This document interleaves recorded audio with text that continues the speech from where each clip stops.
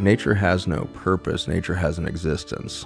We need to move towards this state of experiencing nature rather than sensing some sort of purpose. I need to have value, and so I need to find my value, and my value must be played out in some sort of great purpose that I'm here on the planet to do. The fabric of everything is beauty, and when you see beauty, you experience unconditional love, is that we get to just lean into our profound capacity, unique capacity within the animal kingdom to see beauty. We're the only species that goes and watches sunsets. The elephants keep walking, and the humans can't even talk because they're so overwhelmed by the beauty of the sunset that goes on in Africa for 4 hours. We see beauty, and we do it well. And for that, we know what unconditional love feels like, and we might be able to generate more of this frequency of unconditional love than any other animal, and maybe that's nature living through us. We're here not on some great purpose. We're here so that nature can see herself and the beauty she holds, so that she can experience the vibration of unconditional love towards her own beauty. Hey guys, Raj here. I'm excited to be sharing one of 2025's most downloaded and popular episodes with my dear friend, Dr. Zach Bush. This was an episode that we recorded in a moment where both of us were moving through significant heartbreak and emotional pain. And you can feel it in the conversation, the authenticity, the vulnerability, both of us accessing a depth of wisdom that can only be accessed when we're inside of those moments of chrysalis. And I wanted to bring this back forward because as we close out 2025, I want you to know and remember that everything you need to transcend challenge, everything you need to transcend pain isn't found by going outwards. It's found by coming back home, by learning to feel what's in your heart, by learning to distinguish between your feelings and your emotions, and to not get caught in the story of what your emotions mean. And so I hope you enjoy this conversation. Hope you're having a beautiful holiday season, and I'll see you soon. Yo, what's up everyone, and welcome to this incredibly moving and special episode with my dear brother, Dr. Zach Bush. You've heard Zach on the podcast in the past. He's a dear brother and a friend and an ally and one of the most soul-centered human beings I know. This conversation went in so many directions around the role of our feelings and how to get better at feeling, to the depth of unconditional love that we are and how to access it on a daily basis. It had meditations, it had emotion, it had feeling, it had us both going into deep process together. I mean, this was music and art in the making. And I'm so grateful for your presence. I'm so grateful that you guys are here for the ride.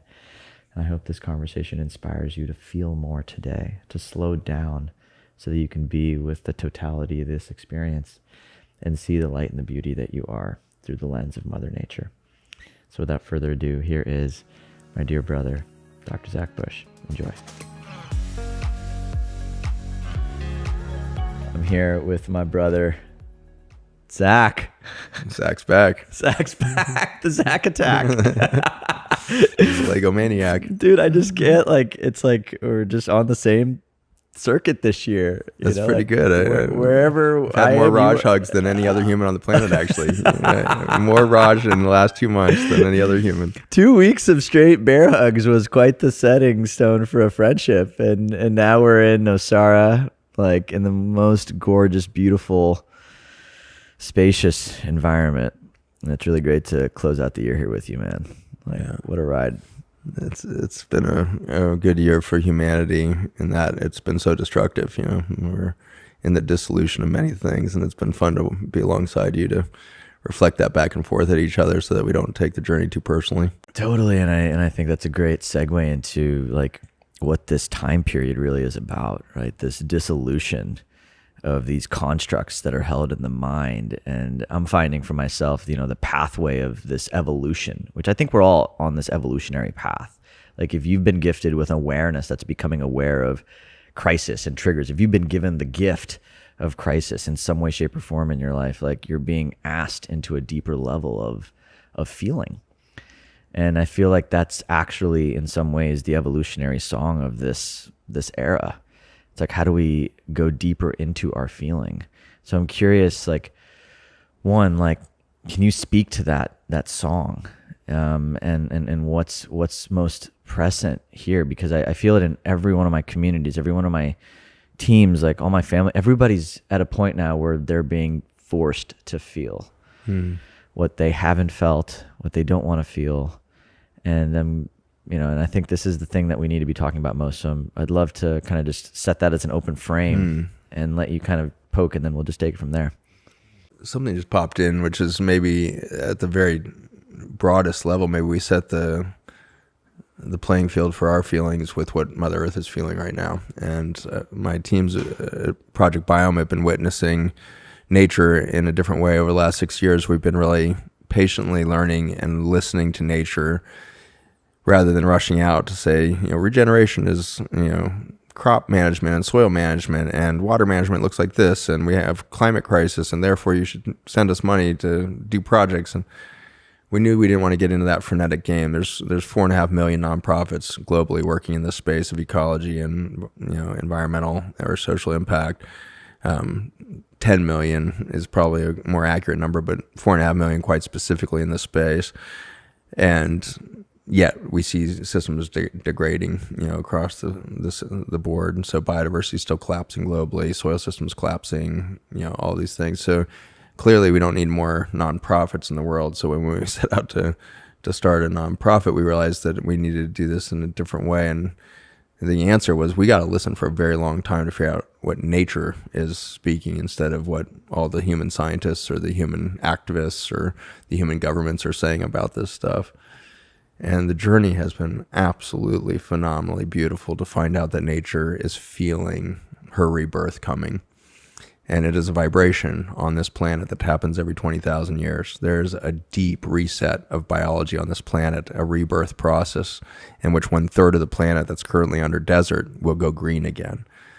And this is bonkers for our modern brains to handle, but North Africa, which we call the Sahara Desert, which is the largest single landmass in the world, that North Africa was green just 1,000 years ago. The Roman Empire built the largest food system in the world in what's now the Sahara Desert. It was the largest wheat fields, the largest olive groves.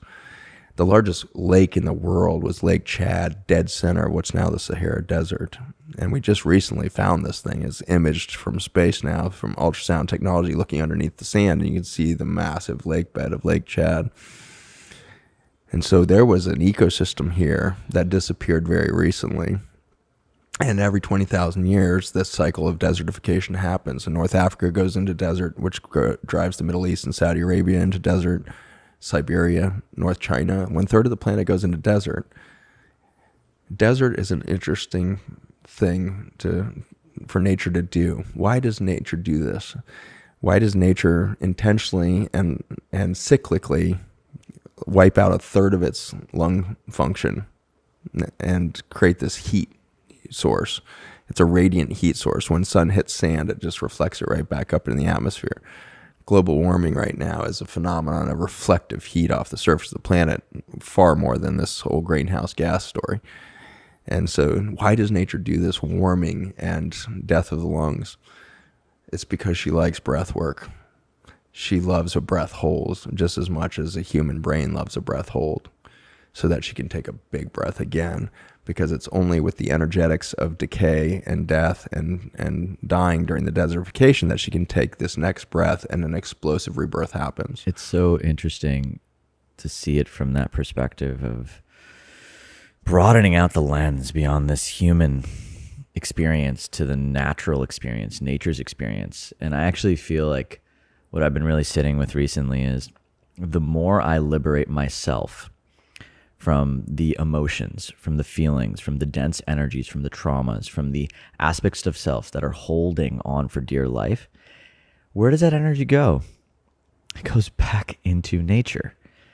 And it's almost like I believe that this time period we're alive in right now is calling us all forth into greater levels of feeling and liberation, and greater levels of us letting go of what is not truly in authentic alignment with our deepest core natural predisposition, so that the energy can go back to be a part of this rebirthing process, so that there can be this cyclical reciprocal nature of us remembering that I may not be able to hold this pain but the oceans can. I may not be able to hold this anger, but I can scream it, primal scream it into the woods and just allow this energy to move. And there's this beauty I find when we start to see this. When I'm finding a lot of purpose in this journey of unraveling and letting myself die in the circumstances of challenge and crisis and heartbreak and all these things that are present in this field right now. When I can just come to the realization and remembrance that all of this matters for something so much bigger than me, and maybe it is the restoration of our planet for whatever reason, whatever the purpose is, I still don't know, but it feels so intimately connected to this natural cycle. And I find that this purpose, purpose is not what we do, it's expressed in the energy of what we are. I think that's the most important sentence for humanity here right now, because the zeitgeist right now is all around purpose. Like, what's your purpose? Have you found your purpose yet? Like, and everybody's feeling like they don't have a purpose. Like, well, I know I'm doing a lot of stuff, but I don't feel purposeful in it. What's the purpose of what I'm doing? And then we get angry at each other, like, well, I thought we were going this direction, and your direction doesn't have the soul or the purpose that I see in it, And so it becomes this contentious thing. Nature has no purpose. Nature has an existence, And so you're just so salient in that message that we need to move towards this state of experiencing nature rather than sensing some sort of purpose. Again, that kind of narcissistic human mind, or that anthropocentric, human-centric perception of, well, I need to have value, and so I need to find my value, and my value must be played out in some sort of great purpose that I'm here on the planet to do. And then just think about an oak tree for a moment. Has the oak tree ever seen a sunrise where it was like, man, yesterday I was kind of a crappy oak tree, like, I should have done better. Like, I could have been a better oak tree yesterday. And that birch tree over there is looking way better than I am today. Like, it's impossible that nature has any sense of purpose and therefore any sense of failure. And so as soon as we believe we have a purpose, then we set expectations that we're achieving the purpose and we're doing the thing. And so there's this entanglement of insecurity. Therefore, we got to find our purpose. Therefore, we can metric our values against the measure of, are we achieving our purpose? Or are we not achieving? So now we have expectations. Now we're just going to be disappointed because the expectations aren't hitting, because the purpose was ultimately a false expectation on ourselves or our company or our product. It was a program that was a false set of belief systems, a conditioned mind. It was a social construct. A social construct that's driving all of this doing. Right. And one of my mentors early on shared this with me, and I always thought it was profound. Raj, you don't need to understand what's happening. You just need to experience it fully. And so when I'm met with a trigger, I think my predisposition is like, I need to go into the understanding of, why is this happening? Or when I'm in a hard moment, it's like, why is this happening? And there's this deep look up sometimes, look out sometimes. I reach and there's a grasping of like, what is happening and why?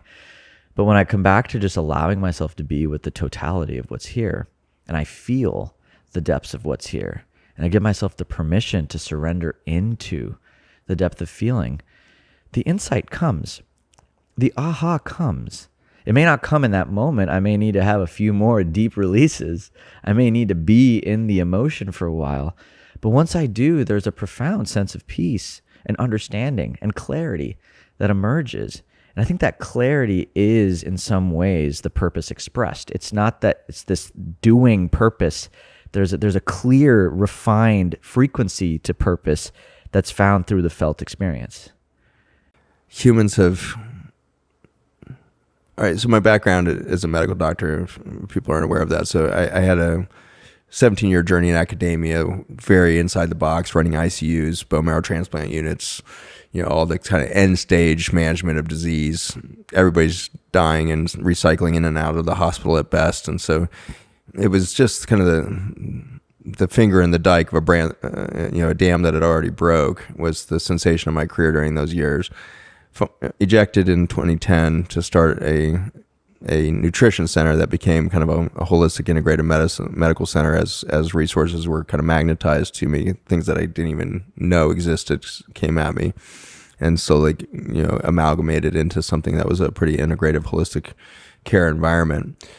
And in that journey, I came to learn Chinese medicine pretty deeply. I absorbed a Chinese medicine clinic, so it was Chinese herbal medicine as well as acupuncture. And I was so shocked when 5,000 years of science revealed itself that emotions had been long mapped as the root of disease. And there's not a single disease that happens in a human body that isn't rooted in a field effect of a stuck emotion. And so that got me studying emotions pretty deeply around, what is the metabolism of an emotion? Why are these things getting stuck in the body, and how do you clear them? And so that took me into like Reiki, or ancient, Japanese technique for energetically clearing these things. A lot of humans are waking up on the planet right now to find out that they have these innate skills of seeing energy, clearing energy. And so we have a lot of this whole revolution happening in people who were one day a finance expert in banking, and then the next day they're like seeing things and they're feeling things, and now 2 months later, like, they're healing people around them through seeing stuck emotions and patterns of emotions, clearing these things. Emotion code therapy became one of my go-tos in clinic. It's a very fast technique for identifying which emotions are stuck in your body, clear it, find the next layer, clear it. So it's a very, very quick and rapid tool. NEAT, NET, there's a whole bunch of them now. And so we have come to an increasing realization that we have lost track societally or culturally on how to clear stuck emotions. Very recently, so after a dozen years of doing all that, I started to realize that the reason why these emotions were getting stuck is because we've created an unnatural thing called an emotion. Emotions, I now believe, are basically the processed version of a feeling. And so if you imagine corn's actually a deity for South American cultures. And so this is a divine creature that we call maize or corn. And it's so intensely whole that it sustained peoples for 40,000 years. It was an incredible part of not just their diet, but their socialization, their social connection. Making tortillas at the fireside was a way in which women told story, which women detoxed their traumas, cleared things. So the corn became part of not just the frequency of the nourishment from a calorie standpoint. It was a part of the frequency of the culture. It was part of the divine expression of nature within peoples. Today we have high fructose corn syrup, and it is toxic to human systems.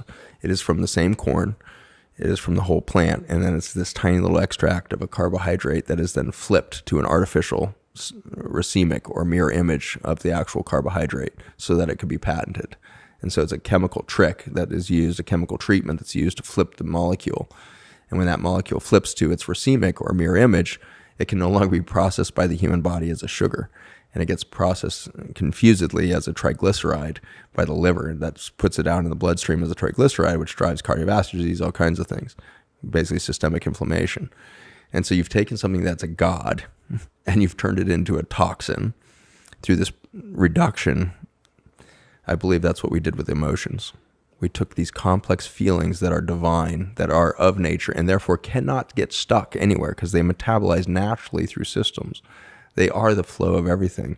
Nature is feeling itself all the time. A tree feels a human feels the tree. There's no emotions about the tree. The tree has no emotions about you, but it feels you. And we've proved that with EEG technology and impedance monitoring of plants. We can show that human interaction with plants increases their growth rate, increases all kinds of cool pheromone effects. Like, nature is feeling us. And it feels good to nature when a human is in their presence. Yeah. That's a beautiful thing. We feel good to nature, people. We're not the bad thing on the planet. We feel good to nature when we're present. But if we keep purifying out these emotions and believing those are the real thing, anger, fear, guilt, shame, love, whatever emotion, those cannot metabolize through the system because you've now created the high fructose corn syrup of the feeling. This is so profound because it's like the story we tell ourselves about the feeling is the emotion. And the story is ultimately a construct of the mind. It's the factory of the human experience. It's our way of sense making and creating a story around a meaning around what's happening in this moment. And all of that's based in dense matter that doesn't actually have a place in the present moment. Because if we just allow ourselves to feel, There's no, sometimes I'm crying without even knowing why I'm crying. Like the other day, actually, like I was just in deep, like I went in a full on process and I was like, why am I so sad right now? The more I tried to figure it out, the harder it was for me to move the emotion. And the more I could surrender and just let go into allowing myself to be where I was at and meeting myself with the compassion and the acceptance of the moment. And really connecting to unconditional love and the trust of unconditional love that, hey, like my body wouldn't be creating this emotion or this feeling if it wasn't meant to be fully experienced.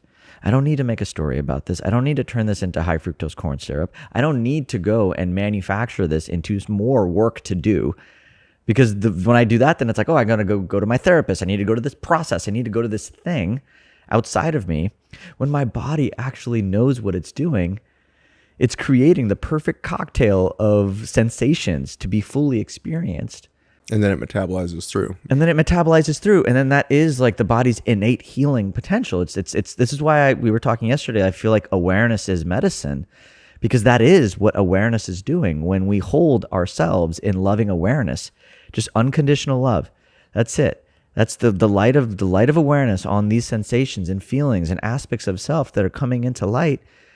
They know how to, it's like it figures itself out. It works itself out. There is no doing of any of this. And there's no problem. And there's no problem because all of it is perfect. It's just the body being the body. Yeah, I would say that when you start to move your awareness from emotions to feelings, you start to be alive for the first time. Ooh. Like, literally, we are in this numbed out state because we're waiting for the next emotion to hit. And so because we have this social construct of emotions and we have a human story around it, whether it be, Disney's Princess or whatever it is, or the hero's journey, all of these manufactured stories of the human mind are in service to or reverence or, spiritual, sense of indentured servitude to the spiritual reality of emotions, really. And so we live our whole lives hoping that we feel that next emotion, and we are addicted to the emotional drive of being human. I went on a spiritual journey with, Mary Magdalene as kind of a focus of it a couple of years ago, and you had just nailed unconditional love in your last sentence there. And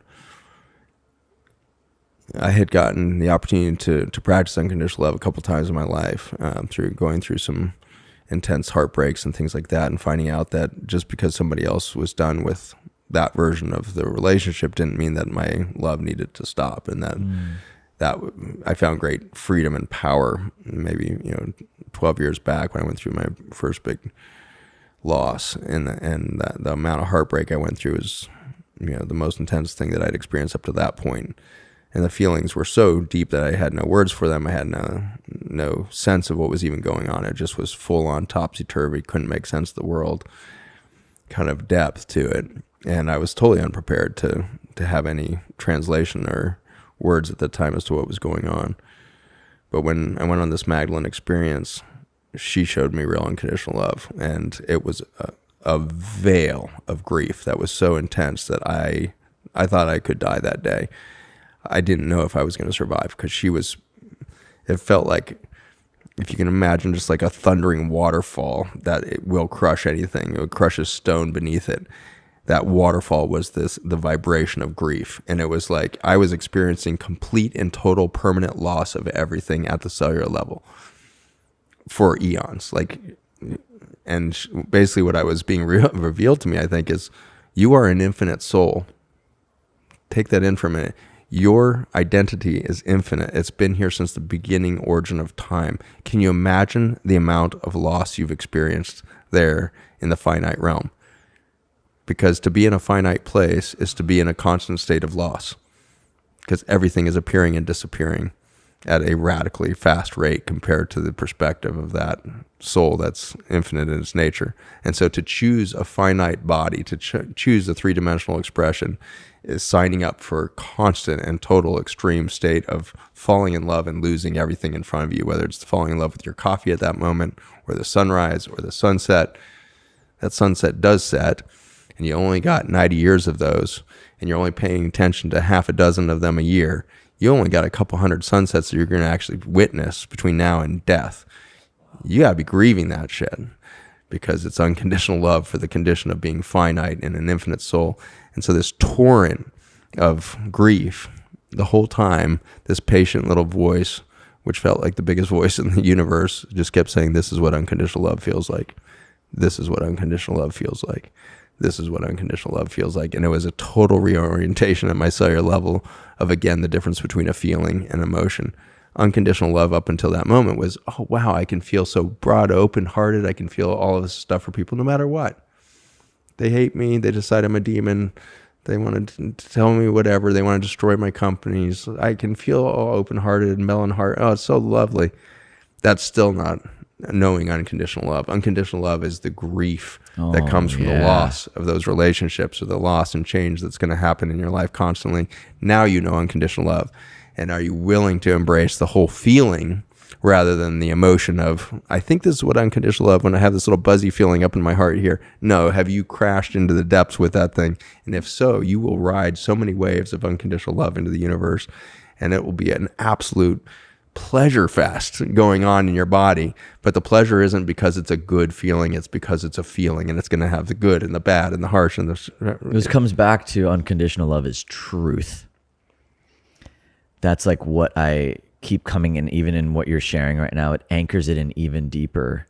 Truth is not a momentary experience you're having. It's the impermanent nature of reality. And when we can surrender into the truth that's here and allow ourselves to feel, allow ourselves to be with this, and lean on resources to help us, right? Like community is so big. Having community around us to hold us, support us. Like, it's not that you have to be on this dance alone. It's not necessarily what I'm saying. In fact, I would say that one of the biggest reasons why we feel overwhelmed by feeling is because there's this construct that we are alone, or that we are not a part of nature, or that there's some level of disconnection or separation. And so to me, it's like when we can come back to truth and the principles in truth, like even just saying that, like I'm like relaxing, because okay, like there's gonna be moments in my life where I do feel the most intense heartbreak, the most intense sadness, the most intense grief. There are gonna be moments in my life where I look at myself like, why did I make that mistake? And there's going to be cycles of shame that I get to liberate myself from. There's gonna be moments where I look at my life and I say, man, I really dropped the ball. I failed. I didn't reach this thing I said I was going to. And that's going to create another cycle of me looking at myself and being able to hold myself from that lens of truth. And those are all experiences and moments that are going to bring me back home. And they're going to allow me to connect deeper with you. It's one of my favorite things about us, actually, is that like every time I meet with you, I'm like, what's on the fucking table, Zach? Like, we are just losing it right now. Like, there's something in our life that's just unraveling.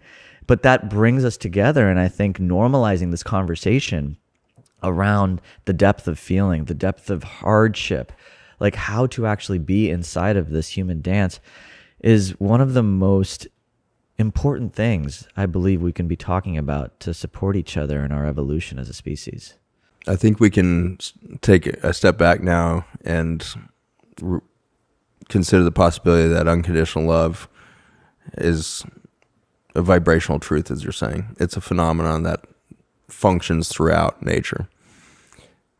But my life really became much more beautiful and much more stable in some ways when I finally got the answer to the fabric of the universe, because I was terrified for humanity for over a decade. This realization had come to me that if John Lennon is right and all the rest, that love is the fabric of the universe and love is the reality that we live in, then humanity will go extinct very quickly, because we're so far from natural systems, because of the way in which love is expressing itself within our society and culture at large. I was like, we're not doing it.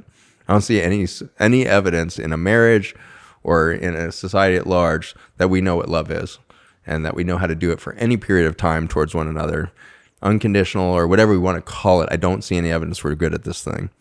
And at the speed at which we are destroying biologic systems due to this deep abandonment disorder from nature that leads to scarcity, ownership, extraction, destruction of species, and then our own insecurity that nature is against us, and that then we believe we have to sterilize our environment with antibiotic systems in our soils, antibiotic systems in our clinics, antibiotic systems in our fencing of the world. We are breaking the relationships of nature. We are antibiotic. We are biosis means the relationship of natural systems that then create coherent growth and ascension. We are antibiotic, and so we are breaking the relationships that allow for this increasing coherence and complexity and beauty within nature. And so I was pretty sure we were going extinct until somebody came along, one of my best friends, with a deep message that he'd received in ceremony. Tell Zach that the fabric of nature is not love. And when he finally came and delivered this message to me, I just went every hair follicle on end, knowing that the next sentence was going to be reorienting to my whole universe. And he said that the fabric of everything is beauty. And when you see beauty, you experience unconditional love. And it solved not just for what is the fabric of the universe, but it suddenly solved for the fact that we're probably not going to go extinct because you've never had to teach a human how to see beauty. Mm-hmm. And so if we're that close to the experience of unconditional love, is that we get to just lean into our profound capacity, unique capacity within the animal kingdom to see beauty. We're the only species that goes and watches sunsets. The elephants keep walking. The zebra just starts grazing. And the humans can't even talk because they're so overwhelmed by the beauty of the sunset that goes on in Africa for 4 hours. We see beauty, and we do it well. And for that, we know what unconditional love feels like. And we might be able to generate more of this frequency of unconditional love than any other animal. And maybe that's nature living through us. We're here not on some great purpose. We're here so that nature can see herself and the beauty she holds, so that she can experience the vibration of unconditional love towards her own beauty. And I've got a question for you, because I think I want to apply that to the healing and transformation work that I think is so necessary in our time right now. You know, like I believe that unprocessed trauma as a construct that lives in the body is one of the greatest existential threats, if I had to think of one, to us as a species, because it creates the belief systems, the lenses, it creates all of the ways that we see the world, the separation, the insecurity, everything's coming from some level of disconnection. How do you bring that lens of beauty to things that happen to you in your life? How do you bring that lens of, because beauty in many ways, like I'm actually making it a little broader to include maybe principles like forgiveness, principles like unconditional love expresses itself in so many different forms, but how do you take this lens and apply it to your life, to your past, to the people that hurt you, to the challenging moments? Like, can you speak to just the process of liberating ourselves from trauma and how beauty and unconditional love expressed as beauty can be applied in that sense? Yeah, I think in some ways trauma is, the direct result of this emotional, fragmentation. And so we traumatize each other because of our own emotional baggage. And so because we have unprocessed, unnatural fractions of feelings that are being stored in our body, we go into this victim-perpetrator path. And the victim-perpetrator coin flips back and forth faster and faster and faster in human history. It used to be kind of hundreds of years measured. My ancestors were brutally genocided by the Roman Empire. So like the Celts were, 2/3 of the Celtic Empire was wiped out in 2 summers. And this was hand-to-hand combat. Like, it was a bloodbath. And those peoples would go on to, another genocide in the Scotch-Irish kind of thing under what would become England and all of this. And so my ancestral line for hundreds of years kept being genocided, and then escaped that space to go to North America, or what would be called North America, Turtle Island. They would arrive at, and they would perpetrate the greatest genocide in human history over the next 200 years, wiping out 97% of 100 million, population through, confiscation of land and pillaging and raping and killing. And so that was about a 1,000-year cycle from genocide to perpetration. So from victim to perpetrator was Today, I believe we flip from victim to perpetrator every 5 to 10 minutes. Like, so what we've seen over the last 2,000 years is an acceleration of victim, perpetrator, victim, perpetrator, victim, perpetrator, victim, perpetrator, because the amount of emotional trauma is infinitely increasing generationally, because we are now hundreds of years separated from the traditional techniques that cleared emotions if they happened and metabolized feelings so that emotions wouldn't have to happen. And those were fireside song, chant, storytelling, elders, multi-generational intimacy, just the touch of humans holding a child, and that child felt confident that it could crawl naked all over everybody in the tribe and it was safe. We lost that physical touch. We lost that community, that sense of safety, that sense of skin-to-skin belonging. And so we started all these layers and layers, and so we started storing emotion more and more intensely in our epigenetic and energetic vessels. And for that, the victim-perpetrator thing had to just spin out of control. And so right now, I can go from victim to perpetrator in my brain literally in 30 seconds. Oh gosh, poor me. All these people attack me, blah, blah, blah. Oh, poor me. My companies aren't making money right now. Oh, poor me. To the next second of like, screw that. I'm going to go after it. I'm going to outsmart them. I'm going to attack them before they can attack me. I can do it in seconds in my head, because I have so much remembered patterning of these things stored over generations.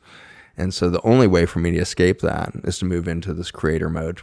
You got to go victim, perpetrator, creator. And if you can go into creation mode and just fall out of the model of reactionary victim, perpetrator, what am I here to actually create a sacred channel to be created, a creation force expression? And just move into that space for a moment. So next time you find yourself in victim perpetrator, take a deep breath. And I have to do this all the time. I do it worse than any of you probably. I can flip victim perpetrator so much. In that graceful moment where I remember to have grace on myself, I'm like, wait a second. I'm playing some very low vibrational game here on my own mind. I'm so sorry, Zach. I'm so sorry that I keep treating you that way. I'm so sorry I keep reducing an infinite soul to that game. Oh, yeah. I'm so sorry. I know that you're bigger than that. I know that you're something that is bringing through beauty different than that. And so let me move back into that space. Nature, Mother Oak, grasslands, wildflowers, bumblebees, hummingbirds, elephants. What are you trying to express with me? What do you want to bring through me? And just sit in that feeling right now. So just everybody sit in that feeling for a second so that we can stop talking for a minute and just like everybody feel into that. Like pull yourself out of the flipping of the coin and become a conduit for creation of nature. And just for the next couple of seconds or minutes or whatever, I want you to just catalog the number of animals that start showing up, the number of natural expressions that start showing up in your field that want to play with you.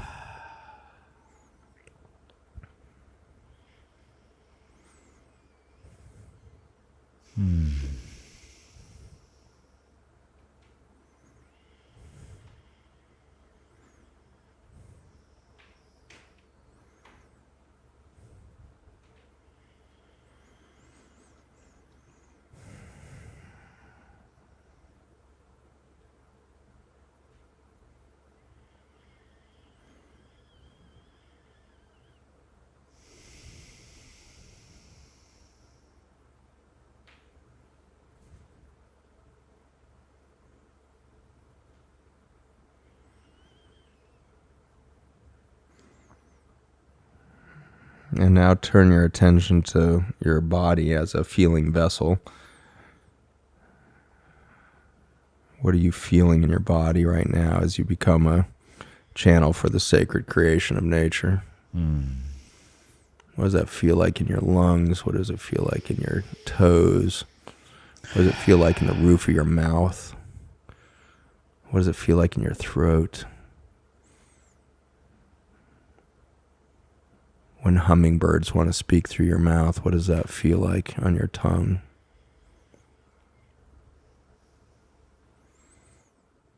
When waterfalls want to run through your bloodstream, what does that feel like in your arms and your fingertips?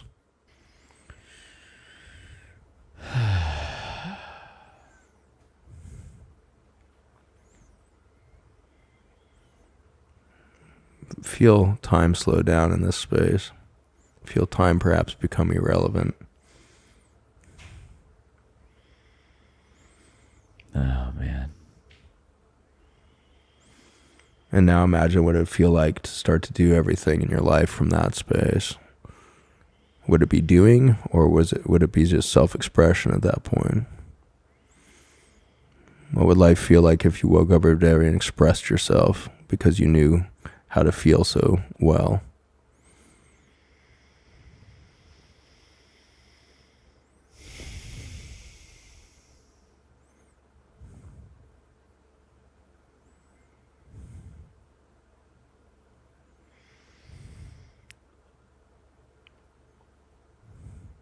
Something that's so powerful about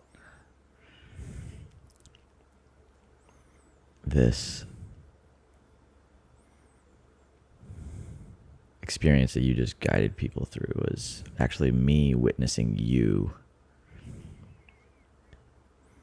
activate your own channel of awareness and connecting that to divine nature. It's not, in fact, when I zoom out, I'm like, the victim and the perpetrator, they're both part of nature. It's like if I am nature, and the victim showed up for whatever reason, because of some shame that I'd been carrying, or because of whatever script I was holding, because of something that I inherited from trauma, from whatever, it showed up. And instead of judging it, cycling in more of the pain body, your awareness, your graceful awareness, which is yours, it's your birthright. It's not anything that you had to go earn. It's not anything that you had to go buy. It's not anything, it came online. And what you just gifted everyone listening was that truth that the second you become aware, you have a choice to just tap back into grace, compassion, and divine unconditional love that stems from the truth that you are nature. And at that point, you can choose a different reality. You can choose to dance here in the pain, which is beautiful. That's also a choice. But ultimately, if you choose to have a different experience, nature can empower and allow and align you towards that as well. And I think that choice is one of the most powerful things we can bring awareness to. We have this incredible power as beings to experience and create our realities. And that reality is so in our hands. Even when we feel like nothing is in our hands, those moments of trigger have treasure inside of them. In fact, you can't access creator potential without being the victim. It's like there's this contrast that I believe is so, it's like it's all happening so that you can actually embody divine love. Yeah, I think there's a possibility that victim-perpetrator is similar to an emotion, and that just as an emotion is a distillation of, or a processed version of a feeling, therefore it doesn't metabolize through well. The concept of victim and perpetrator are unnatural distillations of something different, something bigger. And maybe this is coming full circle to maybe one of our previous conversations, which is the concept of being a victim. If we look at BBC, Planet Earth videos, and we watch the antelope being taken down by the cheetah or whatever it is, we think, oh my gosh, nature's so harsh, and it's, somebody's a victim. The antelope's the victim, and the perpetrator is the lion. And so we create these frameworks because we're living in an emotional world where we believe that things are good or bad, and we have all this judgment on everything, and we don't realize that everything is actually one expression of this great nature that we would call source or God or whatever we want to call it. is expressing itself through the fabric of the universe. And so the universe is expressing these increasingly complex interrelationships of geometry, which then eventually shift from physics, which is the brightest thing physics does is the sun, to suddenly life, which is 1,000 times brighter per cubic centimeter. And so life is a stacking of complexity of the fabric of the universe, finding more and more complex versions of sacred geometry. And so the fabric of the universe is constantly on this ascension path towards more and more complexity. And along that path, about halfway from the smallest thing to the largest thing in the universe, at the dead center of that mathematically is life. And so life is this concentration of energy from the greatest thing to the smallest thing. It's the center point of all things. It is the event horizon. It's the whole mathematical generator of the entire fabric of the multiverse. It's churning away so that the center point will produce life. So life is this churning machine that's always moving towards more and more complex forms of intelligence and beauty, and therefore diversity and adaptation, more biodiversity, more intelligence, more beauty. That is a staggeringly beautiful reality that we live within.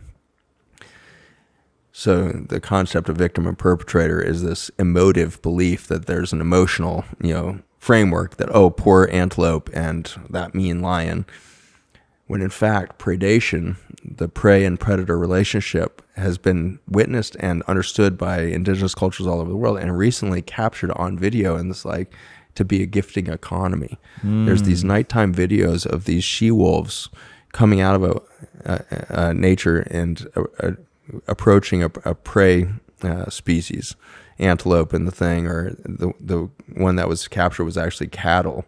And so here you have an unnatural domesticated version maybe of what used to be these beautiful wild herd animals, domesticated, and yet these wolves are coming to the matriarch of the pack or the herd and doing this subservient bow or something going on where there's an exchange. And so these wolves are in the subservient position before this cow, and then they release, or something exchanges between these animals, and they go off, and 6 hours later the wolves come in and take 2 or 3 cattle. And so the wolves are receiving something from the cows, and the cows choose who's going to be taken, who wants to do the ascension path of the death rebirth cycle into cheetah or wolf or lion. And so the same thing's been witnessed in fish going into the talons of eagles and things like this. There's this ascension process going on that's a gifting economy towards more and more complex systems of beauty. And when nature is so aware of and non-judgmental of the journey towards ascension, there is no victim or perpetrator. And so victim-perpetrator is our distillation of the prey and predator mentality. And so when we give up that model and we realize everything's just gifting up the stream, and we might find that, my company is supposed to dissolve right now because my product isn't what is being called in by the future of nature. And so I'm going to dissolve that into my next iteration as a company, or I'm going to compost my company into, I'll sell off my assets and I'll invest in another company. And if we stop thinking of ourselves as, the existence of the things that are around us, instead of realize we're in a constant motion of nature creating itself through it, which is going to include a lot of death and recycling in there. And so that regenerative death, birth cycle that's going to happen through our relationships and through everything else, if we would stop being so mean to each other on the trip through, then it stops being victim-perpetrator, and everything is always like, okay, what needs to die right now? Okay, maybe our construct of relationship needs to die, and so this is what you and your previous partner were diving into unconditional love. It's how, or through this kind of uncoupling ceremony kind of thing. My last marriage ended in an uncoupling ceremony, which I had never heard of, honestly, before that time. And so there's a new methodology coming on right now in humans where maybe we don't need to do the victim-perpetrator thing every time something ends. Maybe we can actually do this thing that's understanding that there's predator and prey, maybe, in the sense that we're going to let this form of relationship be consumed by each of us as predators. My lion is going to consume the energy out of this relationship. Your lioness is going to consume the energy out of this relationship, and we're going to build something new from that within our own bodies. and our own bodies are going to move towards completion for everything we learned in the relationship. And my lion will be more complete for having had the journey with you, the lioness. And for that, we're going to up level, up cycle everything, and we're going to be on this journey. And then there's no need for forgiveness or, all of the journey. Instead, it's just like this excitement of like nature did her thing again. And here we are becoming more complete, more coherent, more whole, therefore less resistant to receive.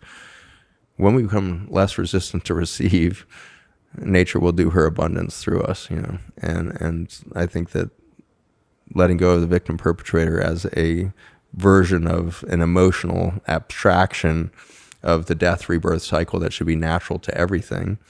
And now it's not victim-perpetrator, it's creator, feeler, source. The feeling vessel becomes the creative conduit to express source. So there's some other constellation that moves us completely out of the whole victim-perpetrator thing. Well, I think the framing is when you get out of this life is happening to me, to life is happening for me, to life is happening through me, to life is happening as me.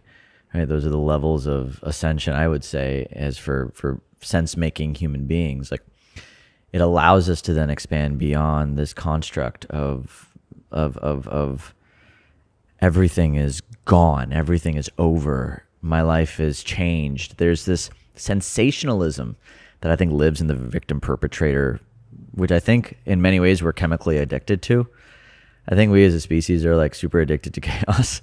We're addicted to emotions, for We're sure. addicted to emotions. It's like this, because what's safe? Like, ultimately, the mind doesn't want us to be happy. It just wants us to feel safe. And if chaos and dysregulation and argument and fighting is all of that because of programs we experienced in our lives is how we created safety, we're going to just create more of it. And so I find like when there's decimation of any construct, whether it's a relationship, or decimation is a hard word, when there's transition of relationship, or when there's a shift and a letting go that's happening at a company level, whatever it is, there's an opportunity, I find, in the way you're even speaking about this, to really look at this as a composting process, knowing that the more we allow ourselves to compost, trusting that we're laying the soil for something more, a bountiful harvest in our lives that is more in congruence with our natural way and our natural being.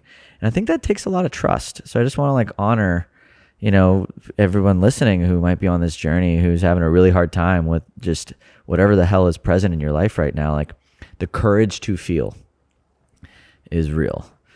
And it takes, and that courage, if you are embodying that courage, that is the mark of evolution acting through you. Truly, courage to me is the mark of the soul coming online. It's the part of you that knows that this thing too shall pass. This thing in front of you is not the final story.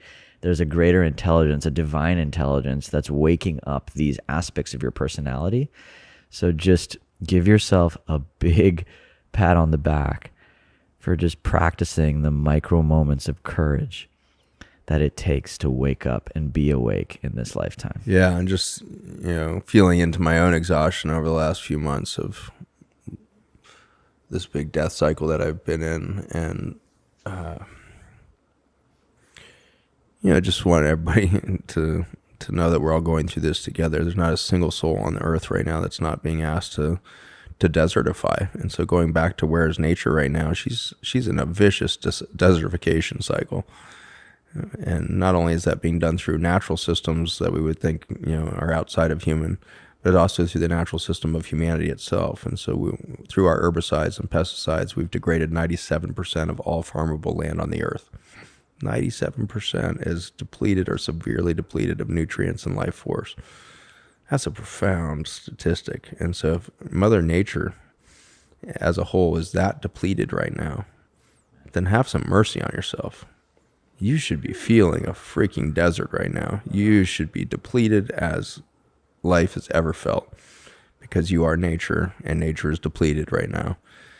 And all of that potential energy is in the ethers. So all this demonization of CO2 in the atmosphere, that is the future energetics of the planet. CO2, when she takes her next breath, is what becomes glucose, which drives the biology of life. That's how light gets 1,000 times concentrated between a sun and the first bacteria, is through that respiratory cycle of CO2. So we've demonized the literal fuel for life in our current, dialogues about climate crisis. It's the most ludicrous, upside down, backwards narrative that's ever occurred in science. And yet we've got a $40 trillion, commitment from governments for carbon offsets by 2050. It's the most absurd, ludicrous situation. We've created the largest economy in history based on an erroneous demonization of nature herself.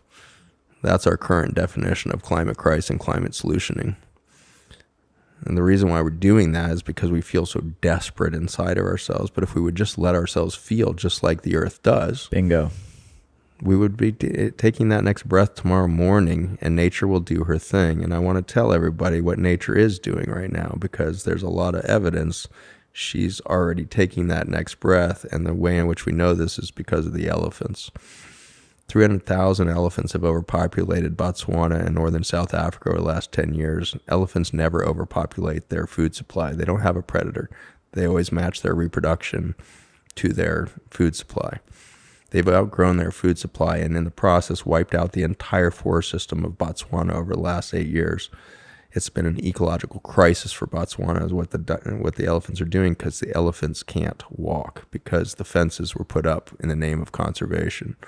And so the Kruger de Canyons National Park, the largest fenced area in Africa, all of the private, companies and individuals that have swept into Africa over the last 50 years to buy up land to protect the rhino or protect the gorilla or whatever their single species mission is, all of those fences have been put up, and then indigenous cultures have been pushed off that land, and the animals can't move.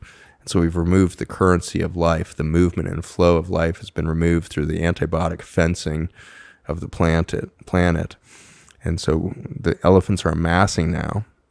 And 300,000 elephants are enough to recarbonize North Africa and get her soils going again. But they can't get there right now because of human intervention and our fear that nature is disappearing. And so in our fear that nature doesn't know how to do her thing, we are the knee on the neck of of Mother Earth, and she can't take her next breath because our knee is so pressed on there. And she's just saying, I can't breathe. I can't breathe. I can't breathe. And we just keep our knee on top of that out of fear that we're all dying.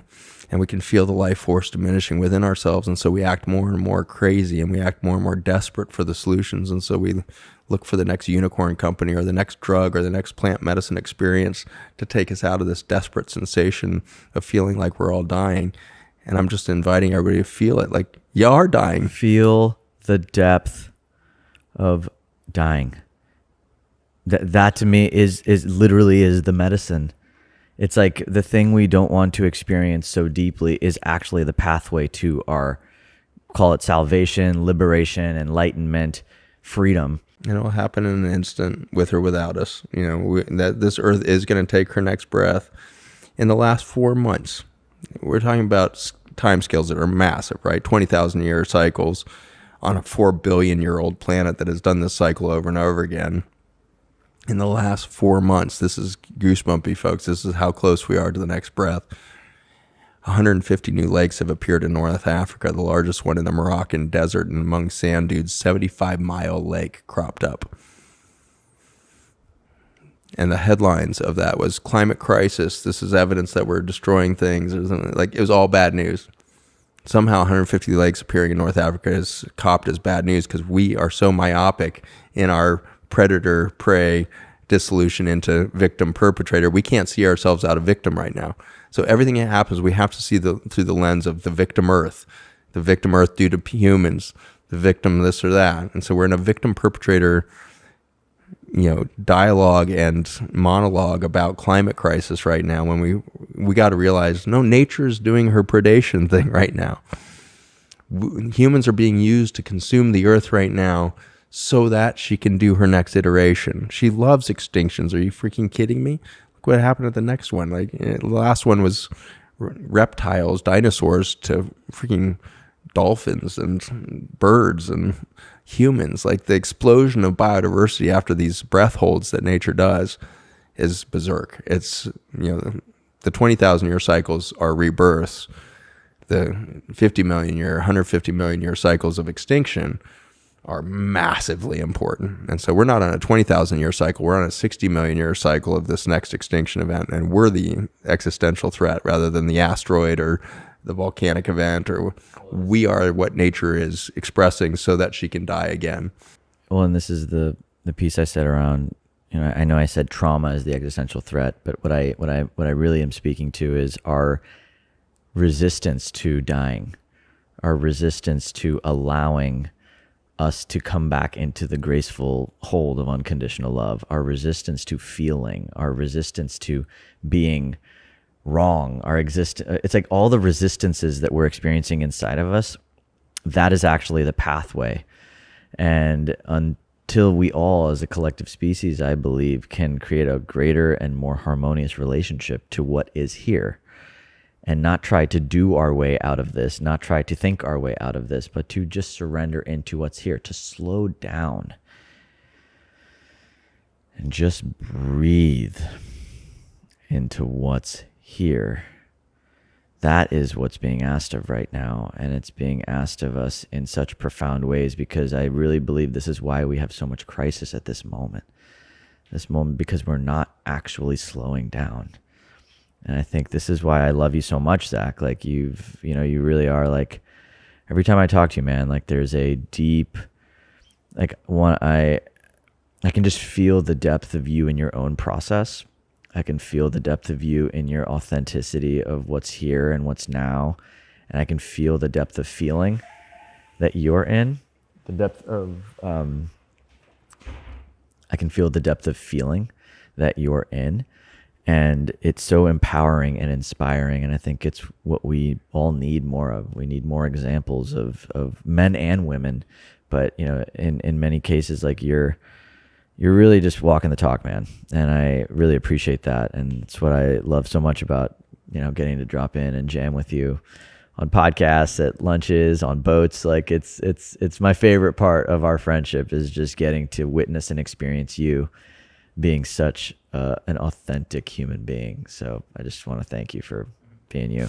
You're welcome. I appreciate the opportunities to express myself around you, because it feels received and seen and enjoyed, and the laughter we share is so important. It's like if we can't take a sense of humor out of ourselves, then we will destroy ourselves, because the issues at hand are really, it's life and death. Life and death is happening all around us now at an accelerated rate than any other time in human history.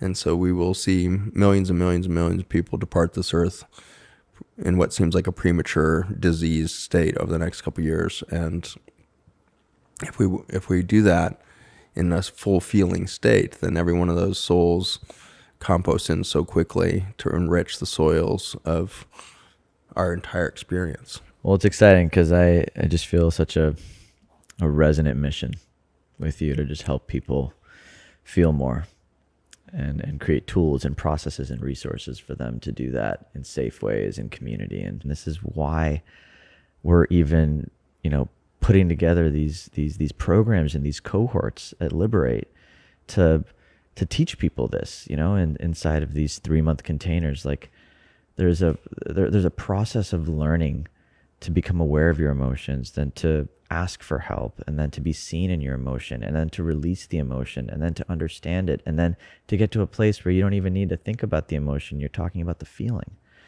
I'm so excited to collaborate with you guys on a 3-month cohort and really bring people from Journey into that cohort, and for us to play together in deep ways, because when we can create those safe containers for individuals to just see each other, to witness each other. I mean, it's like there's certain things medicine can support, but the depth of healing that we're being asked to experience, the depth of vitality that I feel is possible for human beings, is going to come through the most natural medicine there is, which is us being witnessed and held by nature and by each other.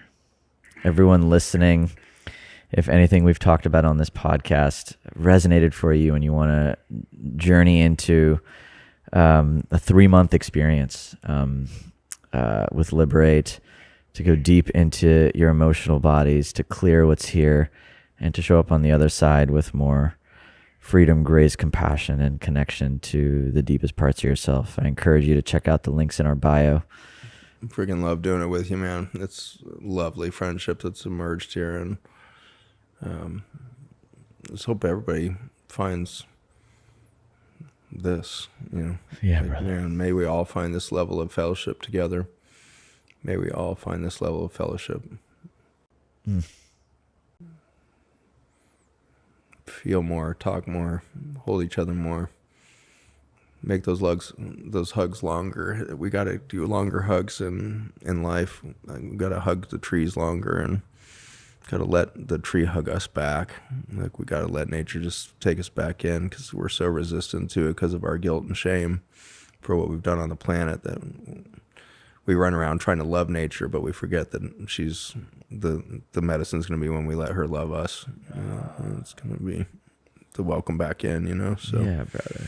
So let's go lay under some trees today and look up through the leaves at a sky that is full of grace towards us and feels us fully and has no confusion about what we carry within us and our capacity for unconditional love, and has born out of our ability to see beauty. And we'll keep healing. Everybody, that's a wrap for this week's episode of Stay Grounded. I'm your host, Raj. This is your old friend, Zach. And from us, stay grounded. We'll chat soon. Thanks for tuning into this week's episode of Stay Grounded. No matter where you're from or what you're going through, I hope it helps you remember just how incredible you are and have always been. If you're on a path of emotional healing or self-discovery and would like to learn how Liberate can support your journey, head to www.rajjana.com/liberate. That is LIBER8, to learn more about our current group programs and one-on-one offerings. I love you guys, and I'll see you next week.